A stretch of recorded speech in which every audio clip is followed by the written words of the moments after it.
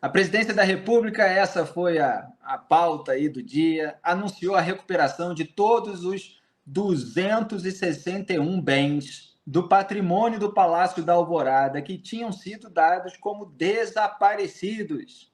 Durante a transição de governo, no início de 2023, o presidente Lula e a primeira-dama Janja, a primeira blogueira, reclamaram das condições da residência oficial e apontaram que alguns móveis estavam faltando após a saída do casal Bolsonaro. A ausência de móveis também foi citada como justificativa para a compra de R$ 196.700 em móveis de luxo pelo novo governo. Então, para quem não estava acompanhando o debate público, é o seguinte: o Lula acusou o Jair e a Michele Bolsonaro de terem levado tudo, terem levado os móveis. A gente vai mostrar agora em vídeo a declaração dele, mas agora encontraram os móveis que o Lula disse que o casal Bolsonaro tinha levado.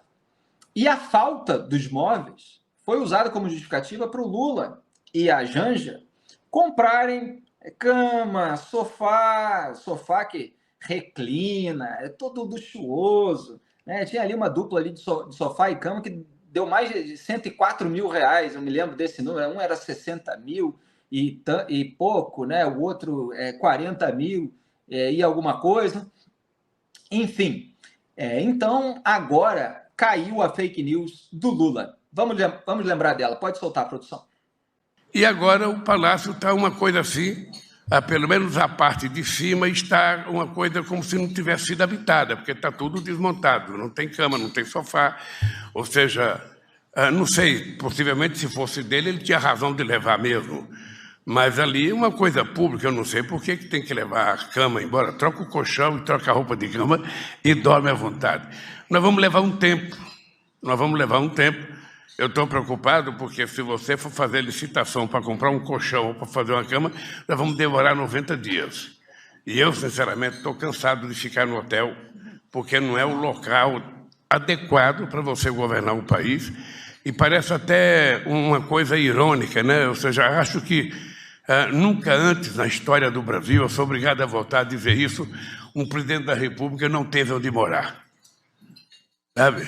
Não tem onde morar, ou seja, tem pessoas que me ofereceram casas para morar, sabe? E eu não quero morar como se fosse um clandestino. Se tem um lugar para o presidente morar, eu quero entrar lá dentro e morar, sabe, decentemente. Nós estamos tentando fazer a reforma. Eu não sei quanto tempo vai demorar ainda, porque vai depender de fazer um acerto com o Tribunal de Contas para saber se é possível comprar as coisas em caráter emergencial, sem passar por um processo de esperar 90 dias numa licitação para comprar uma cama, para comprar um colchão. Sabe? Senão, nós vamos ficar no hotel, sabe, mais tempo do que é necessário. E lá no hotel está eu, a Janja e 2 cachorrinhas que nós trouxemos, ou seja, porque nós iríamos abandonar as nossas cachorrinhas, sobretudo a resistência que tem muito a ver com a minha volta à presidência da República. Ai, gente, que dó, que dó. O presidente sem teto, não tinha onde morar, levaram tudo. Mas que discurso comovente. Graeb, eu não tinha visto, não tinha reparado, e acho que alguns espectadores não devem ter notado. A frase do Lula: muita gente me ofereceu casa para morar. É verdade. Léo Pinheiro, da OAS, ofereceu. Marcelo Debrecht também ofereceu. O pessoal que reservou o triplex no Guarujá, que reformou o sítio de Atibaia. Não tinha atinado com isso também. Coisa. Maravilhoso. Muita gente me ofereceu e tal. Pois ofereceu. Olha, e ele fez todo um drama e colocou a culpa lá na falta de móveis no Jair Bolsonaro e na Michele Bolsonaro. E a ex-primeira-dama, Michele Bolsonaro, já havia debochado da reclamação de Lula e Janja, sugerindo uma CPI dos móveis do Alvorada. Vamos lembrar desse vídeo que ela havia feito. Onde estão os móveis do Palácio da Alvorada? aguardando ansioso por sua resposta. Então, esses móveis estão ou no depósito 5 do Palácio da Alvorada ou no depósito da Presidência. Existe esse depósito com várias cadeiras, mesas, sofás, quadros, que você pode fazer esse rodízio. Quando a Marcela Temer me apresentou o Alvorada em 2018, ela me falou dessa possibilidade e da possibilidade de eu trazer os meus móveis da minha casa e poder utilizá-los no Alvorada. Eu fiquei 6 meses dormindo na cama do Alvorada, cama que outros presidentes usaram, com certeza. No segundo semestre de 2019, a minha mudança chegou, tá? Até a pedido da minha filha Laura, que queria que nós fizéssemos uma sala com os nossos móveis da nossa casa do Rio de Janeiro. Então, nós tiramos os móveis, esses móveis foram para o depósito, eu coloquei os móveis do meu quarto e os móveis da sala. Então, que fique bem claro que os móveis que saíram do quarto e da sala eram os móveis da minha casa no Rio de Janeiro, assim como mostro nos registros de natais, de momentos em família, e eu tenho como provar. Agora, gente, existe um setor chamado setor de patrimônio, que fiscaliza e que cuida de todos os móveis do Palácio da Alvorada. Não é dessa forma, não é assim como eles estão colocando. Os móveis estão lá. Só que, infelizmente, os que pregam a humildade, a simplicidade, não querem viver no simples, tá? Zombando e brincando com o dinheiro do contribuinte. Nós ficamos por 4 anos no Alvorada, nós não fizemos nenhuma licitação de enxoval, não tinha toalha, não tinha roupas de cama decente, eu usei os meus lençóis na minha cama, na cama de visitas, para não fazer licitação, porque eu entendi o momento que nós estávamos vivendo. Agora eu sugiro a CPI dos móveis da Alvorada.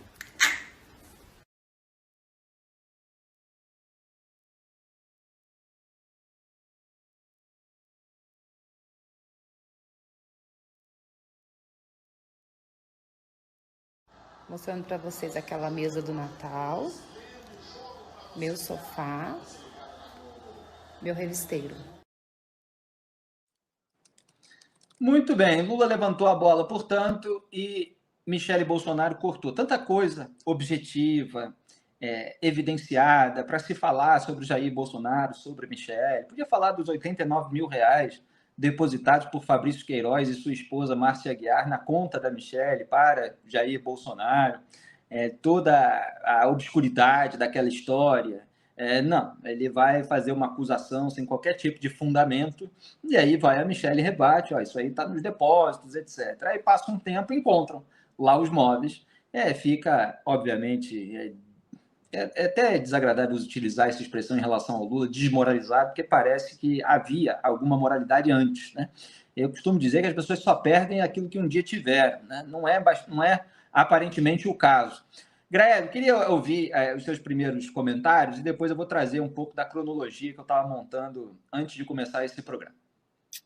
Então, Felipe, eu acho que esse caso ele tem um aspecto meio pitoresco, assim, né? Apelidaram de Guerra dos Móveis, né? Agora, ele não é pouco grave. Ele é grave. Porque, olha só, o Lula, no começo do ano passado, no mês de 2023, acusou o Bolsonaro e a Michele Bolsonaro de furtar móveis do palácio. Ele primeiro diz, olha, talvez sejam coisas que eram deles, não sei. Mas depois ele diz... eu tô até com a frase aqui separada. Quer ver? Não sei se eram coisas particulares do casal, mas levaram tudo. Então a gente está fazendo uma reparação, porque aquilo é um patrimônio público. É um pouco ambíguo, porque no momento ele sugere que talvez fosse coisa, mas depois ele diz, precisa reparar o patrimônio público. Ele sugere, ele diz que o Bolsonaro furtou os móveis, tá? Que são patrimônio público. Que são patrimônio público. Acusar uma pessoa de furto, quando este furto não aconteceu, tem nome. É calúnia. Calúnia é crime.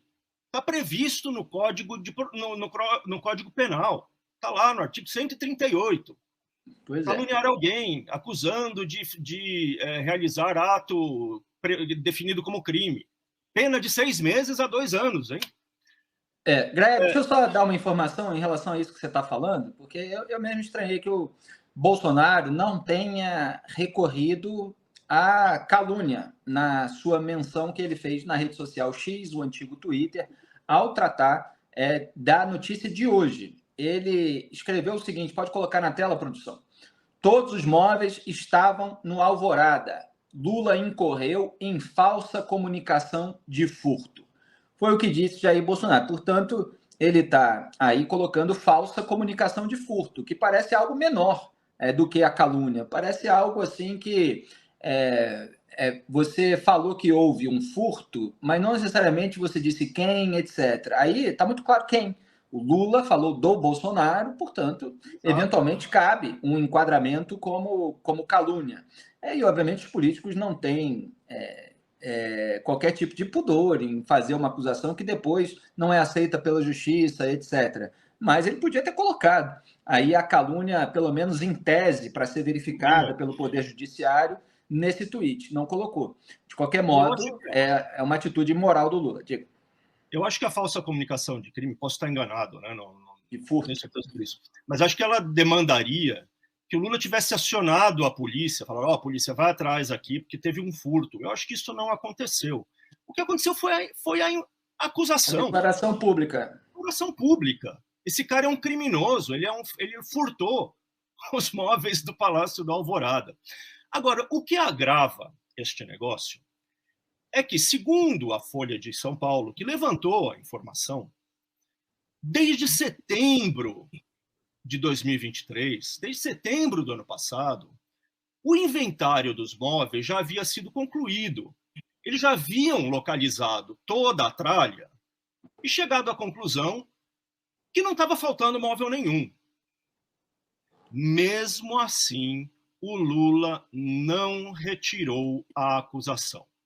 Deixou a acusação flutuando pela internet, pelo mundo. Bolsonaro furtou, tal. Ele não teve a dignidade de, entre aspas aqui, inocentar um cara que ele tinha acusado injustamente dessa acusação. Olha, isso é o fim da picada num presidente da República. Eu escrevi no site, né, falando sobre esse... Eu falei, o Lula age como a tia Marocas. Ai, sabe, tiraram os móveis. Só que não é a tia Marocas, ele é o presidente. Ele tem que usar as palavras, ele tem que falar as coisas com algum senso de dignidade e responsabilidade. Ele não tem nenhum. Então, eu realmente acho que, olha, teria um efeito educativo, talvez. Não sei nem se nessa idade que o Lula está ainda dá para aprender alguma coisa. Não sei se ele quer aprender alguma coisa. Mas teria um efeito educativo se ele recebesse na fuça um processo por calúnia do Bolsonaro. Você pode tentar processar um presidente da República em exercício por crime comum. Vai correr lá no STF. Se tem chance de ir para frente, não sei. Mas, olha, me parece que tem um bom cheiro de ação aí, viu? Você sabe, Greg, que acabou de sair uma nota da Presidência da República em que, aparentemente, eu só passei o olho rápido, vou ver agora junto com você. O governo Lula está culpando o Jair Bolsonaro pela própria acusação que o Lula fez contra o Bolsonaro. Na verdade, pela informação errada sobre imóveis que o governo Lula dispunha, portanto, ela é culpa da gestão anterior que induziu, provavelmente, né, o governo Lula a erro. Vamos ver aqui o trecho da nota oficial. Às vezes tem que ter muito estômago, né, para ler textos publicados pelo governo Lula, mas a gente tenta aqui pensar o que é mais importante. Começa a citar aí o relatório, finalizado, ou seja, tá, então eu vou ter que ler o primeiro parágrafo inteiro. Tentei pular para a parte mais importante, mas não vai dar. O relatório que diz que 261 itens não haviam sido localizados foi emitido no dia 4 de janeiro de 2023, concluindo um trabalho iniciado em 18/11/2022, feito durante o governo Bolsonaro e finalizado pela equipe do governo anterior. Foi essa a informação recebida no início desta gestão. Ou seja, quem não sabia onde estavam os itens era a gestão anterior, parte deles abandonados em depósitos externos ao Palácio da Alvorada e sem efetivo controle patrimonial. Só no segundo semestre, tá aí a produção já colocou, que eu mandei o link no grupo, tenta ampliar aí. De 2023, o atual governo concluiu a busca por todos os itens que não foram localizados durante a gestão Bolsonaro. Pipipipopopó. O negócio é o seguinte, se havia ali uma lista, e isso obviamente precisa ser devidamente investigado, de imóveis feita no governo Bolsonaro, o próprio governo está dizendo que isso aí foi concluído em 4 de janeiro de 2023. 4 de janeiro de 2023 não é mais governo Bolsonaro, já tem pelo menos aí 4 dias de governo Lula. Portanto, a gestão podia ter repassado, revisado esse suposto relatório. Outra coisa, se a gestão anterior aponta que não sabe onde está móveis, etc., a primeira coisa que a gestão atual faz, nessa hipótese, tá? Que, repito, precisa ser devidamente investigada, é ir procurar os móveis, porque a outra gestão está de saída e a atual gestão vai ficar, ela tem tempo ali para concluir qualquer tipo de procura. E o que é mais importante de tudo, se você não tem listado todos os móveis, se eles não foram encontrados, etc., você não sai acusando as pessoas de terem levado. Isso é uma investigação que precisa ser feita, precisa ser devidamente concluída. Então, você não pode sair fazendo acusações de furto ou caluniando as pessoas, pelo menos em tese, aqui falando de uma maneira abstrata, genérica, em razão de um relatório recebido, enfim. Então, o governo Lula está tentando jogar aí no colo da gestão Bolsonaro um erro que teria induzido Lula a fazer algo que ele não precisava ter feito. Então, assim, tem uma cara de pau, mas há elementos que demandam uma investigação. Geralmente, nesses casos, o que acontece no Brasil é absolutamente nada, né, Greg? A gente sabe que existe uma gravidade da situação, mas a tendência é que ninguém seja punido, é que cada narrativa aí forme uma decisão que vai dizer assim, houve um ruído, houve uma confusão e tem um embate político também, então vamos deixar para lá, vamos deixar tudo ficar por isso mesmo. Muito bem, eu queria trazer um pouco do histórico que mostra como toda essa questão foi negligenciada por algumas autoridades que vão além do governo. Estou falando do Tribunal de Contas da União. Então, a gente viu o discurso do Lula em vídeo. Ele foi feito em 12 de janeiro de 2023. Portanto, com 12 dias de governo. Ele venceu a eleição de 2022, subiu ao poder em 2023, para o terceiro mandato, dia 12, que foi ali 4 dias depois dos atos criminosos de 8 de janeiro. Ele fez esse café da manhã com a imprensa amiga e falou aquelas barbaridades que a gente mostrou. Que Jair, Michele e Bolsonaro levaram tudo. No dia 8 de fevereiro de 2023, quer dizer, praticamente um mês depois dessa declaração do Lula, 1 mês e 4 dias depois do 8/1, um grupo de deputados federais, entre os quais Deltan Dallagnol e Kim Kataguiri, encaminhou ofício ao presidente do Tribunal de Contas da União, Bruno Dantas, solicitando informações e providências sobre a aquisição por dispensa de licitação de 11 imóveis para a presidência da República, junto a 3 empresas, no valor total de R$ 379.428. Esse valor é diferente desse valor que está sendo colocado hoje, olha aí, o joinha quando eu faço, que é de 196.700, mas parece que 379.428 foi a compra total para vários lugares, mas 196.700 teriam sido para o Palácio da Alvorada. No pedido, esse grupo de deputados federais citou matérias da imprensa sobre as compras feitas pelo governo Lula e a SECOM, na época, a Secretaria de Comunicação, emitiu a seguinte nota, depois das matérias da imprensa: diante de inédito extravio, destruição e deterioração de mobiliário em imóveis da Presidência da República, foi necessário recompor esse patrimônio da presidência. Fecha aspas aí para a SECOM. Quer dizer, a SECOM colocou tudo no mesmo bolo. Extravio, destruição, deterioração. Quer dizer, por causa do 8/1, ao mesmo tempo, por causa de sumiço, e tinha coisa deteriorada, vamos comprar tudo, né? Os deputados, nesse ofício para o TCU, quiseram saber os detalhes. Quer dizer, para qual residência oficial o mobiliário adquirido foi destinado. Se o Palácio do Planalto, o Palácio da Alvorada ou outros. Porque aí você especifica, você analisa exatamente, criteriosamente, os valores. E a necessidade de cada palácio de ter aqueles móveis, o preço de cada um, etc. Eles afirmaram que no 8/1, apenas o Palácio do Planalto foi alvo de depredação criminosa e que não há, no caso concreto, elementos que justifiquem a dispensa da licitação. Vocês viram aí que o Lula estava com um discurso, né? Negócio de licitação, ele nunca gostou muito, né? A gente viu o que aconteceu na Petrobras, né? A gente viu o que aconteceu com os empresários amigos no BNDES. Então, ele estava querendo driblar a licitação, falando da situação emergencial, né? Posando ali de coitado sem teto. Então, precisamos comprar urgentemente os móveis para que eu possa dormir e pipipi, pau.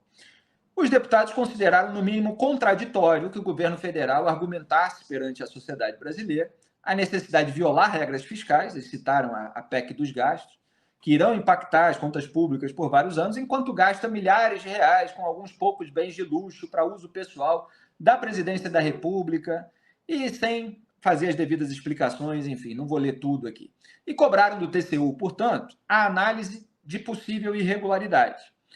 Assinaram o documento, além do Deltan Dallagnol e do Kim Kataguiri, os deputados Adriana Ventura, Alfredo Gaspar, Gilson Marques, Luiz Felipe de Orleans Bragança, Marcel Van Hatten, Maurício Marcon e Pedro Ayara. Um mês depois, em 7 de março de 2023, a área técnica do TCU, a área técnica, é muito importante essa distinção, emitiu ofício recomendando que o tribunal conhecesse da representação dos deputados e diligenciasse a presidência da República para que, no prazo de 15 dias, encaminhasse cópias de documentos e esclarecimentos. Por quê? Porque estava tudo muito obscuro. Aquela alegação, aquela notinha da SECOM era muito genérica para tentar legitimar a compra. Aquela coisa meio de lábia.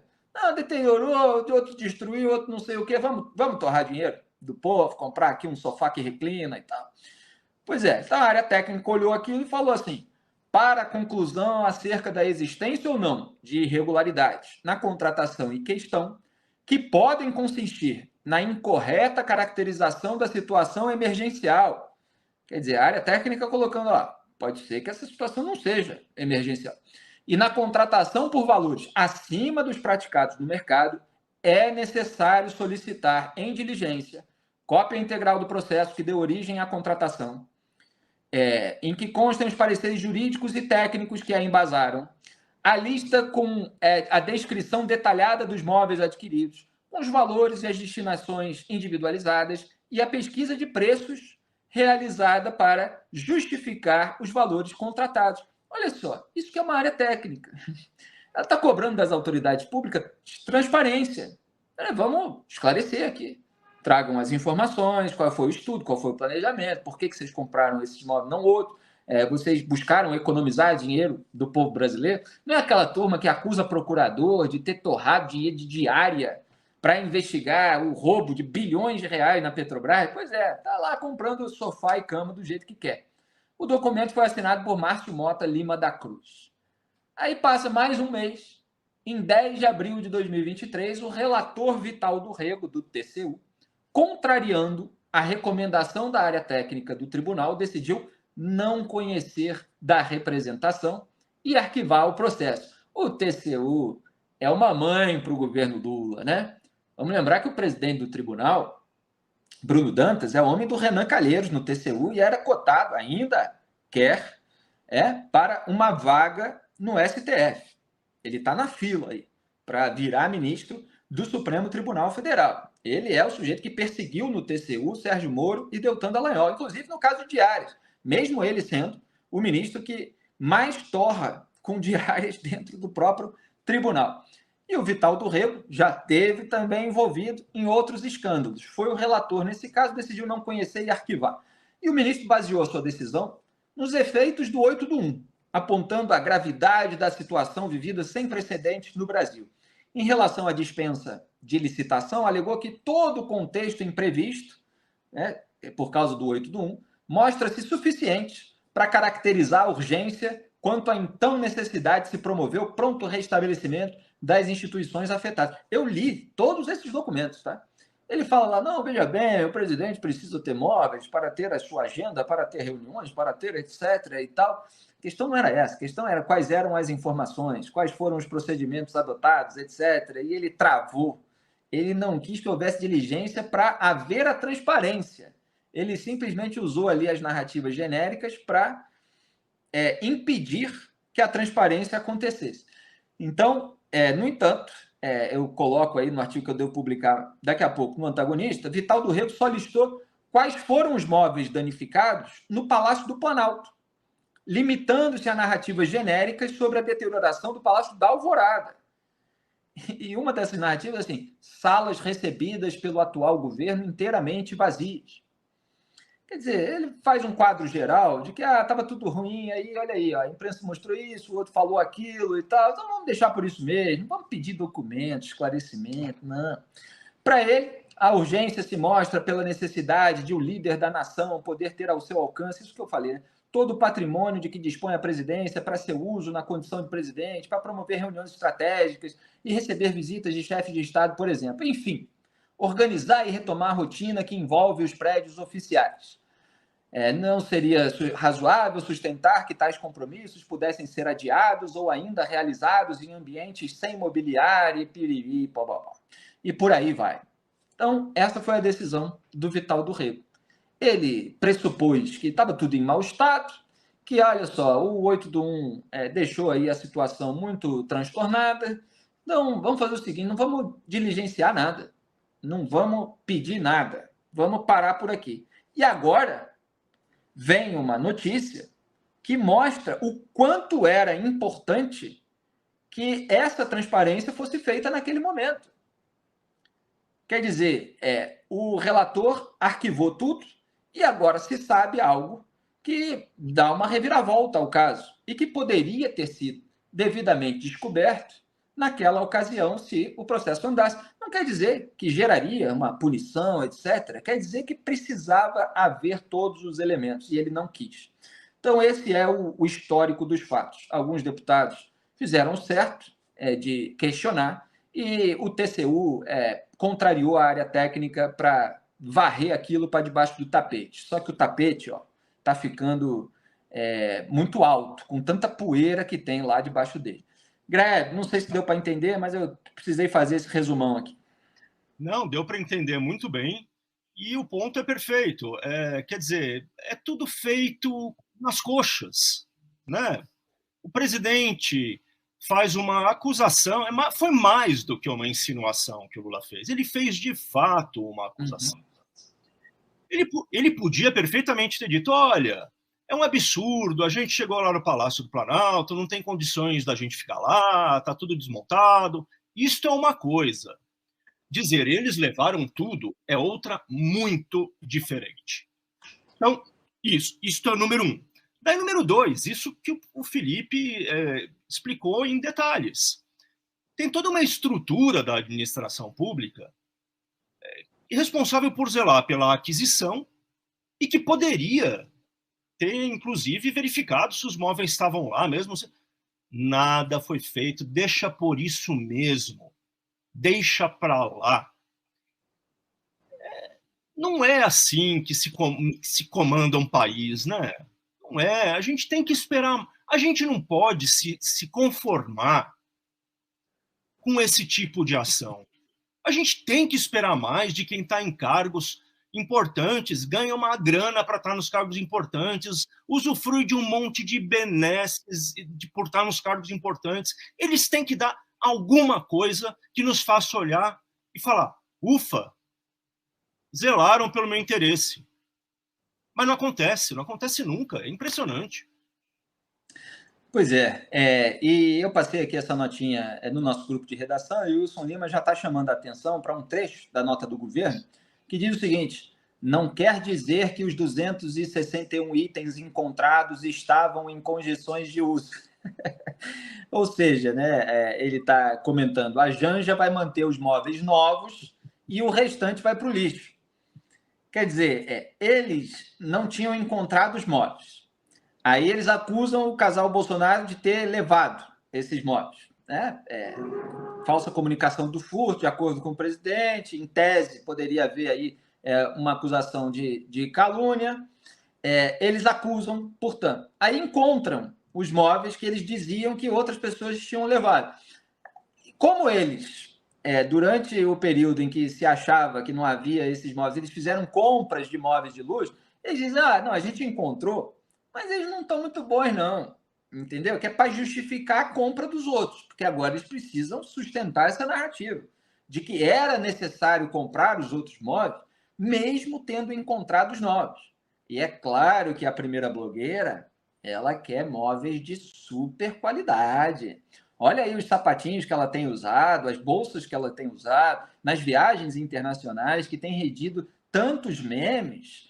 Ela gosta de luxo, sabe como é que é? Socialismo no dos outros é refresco, né? Socialismo é para as massas, nunca é para quem está no poder. É assim nos grandes regimes socialistas. Da Venezuela, de Cuba, tá lá. Lembra Nicolás Maduro comendo aquela picanha, aquela carne, churrascaria e tal, e o povo lá passando fome. Estava comendo carne de gato, de cachorro, fazendo fila. Uma crise humanitária horrorosa na ditadura de Nicolás Maduro. Então, assim, eles ficam com a centralização do poder político e econômico enquanto distribuem a miséria para o povo, aquilo que na teoria é chamado de igualdade. A igualdade para os outros, enquanto aqueles que impõem essa igualdade na miséria ficam numa desigualdade de condições com todos os seus luxos e privilégios. Então é isso que está sendo feito também nessa democracia de populista autoritário, nessa democracia entre aspas, né? Greve, algum comentário final? Só batendo na tecla de novo, né? Olha, hoje é dia 20 de março. Desde setembro do ano passado, faz mais de 6 meses que eles encontraram os móveis e que eles sabem que não está tudo sumido. Só hoje eles estão soltando uma nota explicando a situação dos móveis. Eles esconderam o fato, porque eles sabiam que eles tinham metido os pés pelas mãos nessa história.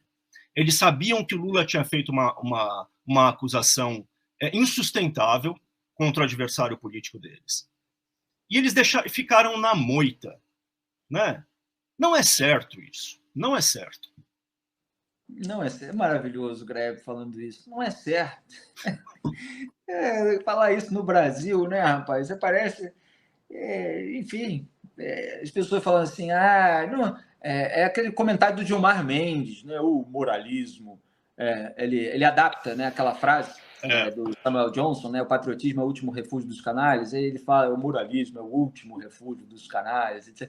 Quer dizer, você não pode desejar que se faça a coisa certa.